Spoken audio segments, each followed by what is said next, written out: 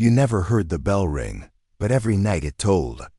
Autumn 1991, St. Margaret's Convent, a modest, stone-walled cloister nestled among the pine-draped hills of Black Hollow, Maine. It was home to 12 nuns, isolated, silent, peaceful, sisters. Agatha and Miriam, 2 lifelong members of the order, were last seen after evening prayers on October 9th. They shared a small chamber tucked away at the end of the east corridor. That night, they lit their usual vigil candle. By dawn, the flame had gone out, and so had they. There was no note. No disturbance. The door was still locked from the inside. 1991, excerpt Black Hollow Gazette. 2 sisters vanish from convent. Local authorities stumped.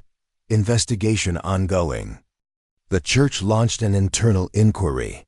Investigators combed the grounds. Dogs picked up no scent.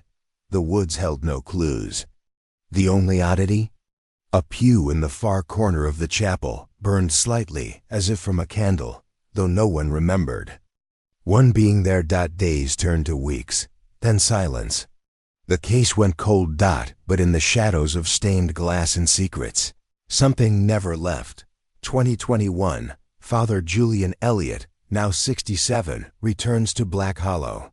Decades ago, he was a young seminarian, stationed at St. Margaret's during his training. Now he's come to catalog and close the convent, which has been uninhabited since 2019 due to budget cuts and dwindling vocations. He expected an empty building, but as he enters the chapel, he hears it, a bell. Faint, measured, tolling. The old bell tower had been decommissioned years ago. Father Elliott dismisses it as memory, nostalgia, wind, that is, until he finds the ledger. Excerpt from the convent ledger. 1991 to entry dated October 9th. We're being watched.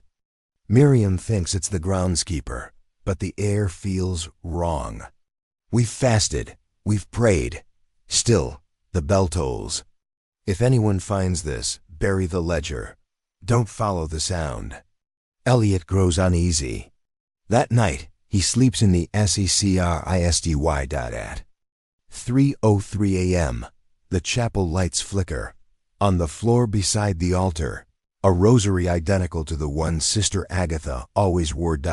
It hadn't been there the day before. Father Elliott explores the east corridor.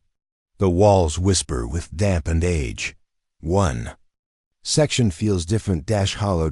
With hesitation, he removes the plaster. Behind it, a sealed wooden door. No knob, just a symbol across, inverted. He brings in an expert, Dr. Lena Quist, an architectural historian. She discovers something chilling.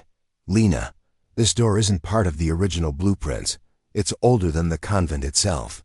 Someone built the convent around it. That symbol, it's not Catholic.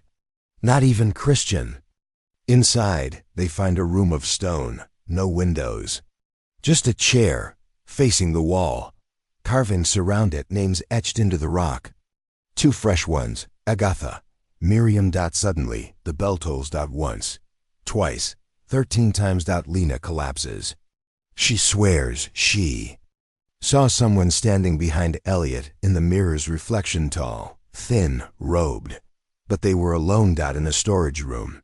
Elliot finds a box of forgotten tapes, sermons, choir practice. But one is labeled only with a date, OCT 8, 1991, VGIL. He plays it, voices, prayers. Then, Agatha. He's almost here. I saw him behind the glass. Don't let him ring the bell. Miriam. If we hide, he finds us. If we run, he rings. It's already too late. The tape cuts out. Later that night, Elliot wakes to find his room ice cold. On the wall, someone's written in ash, the bell never stopped. Father Elliot contacts the last living nun from the convent, Sister Anne, now 91, residing in a care home. When asked about the night of the disappearance, she weeps. Sister Anne, they made a deal long ago with a man who promised peace for the village. As long as the bell rang, he'd stay asleep. But silence woke him. And Agatha, she tried to silence it. We buried the truth. And they paid the price. We all did. Before she can say more, Sister Anne passes. Peacefully. Her hand clutches a small bell. Not from the convent. From before, determined to stop the cycle. Elliot returns to the sealed room. He sits in the chair and waits. 3:03 a.m. The bell tolls. The wall in front of him cracks. Through it, faint whispers. 1, 2, 3. Join us. But he doesn't run. He prays. The wall closes. And for the first time in 30 years, the bell goes silent. Epilogue 2023. Article from the Vatican Observer. Convent at Black Hollow reopens as pilgrimage site after lost ledger sparks mystery. 2 missing nuns declared dead in absentia. Father Julian Elliot retires to private residence. Requests no visitors. The ledger is sealed in archives, but every October 9th, a candle flickers beside the altar. UNLIT. And if you stay long enough, you'll hear it. One single bell, ringing from beneath the floor. Subscribe to Lost After Dark for more stories that linger long after the screen fades. Uncover the hidden, the haunting, and the forgotten truths they tried to bury.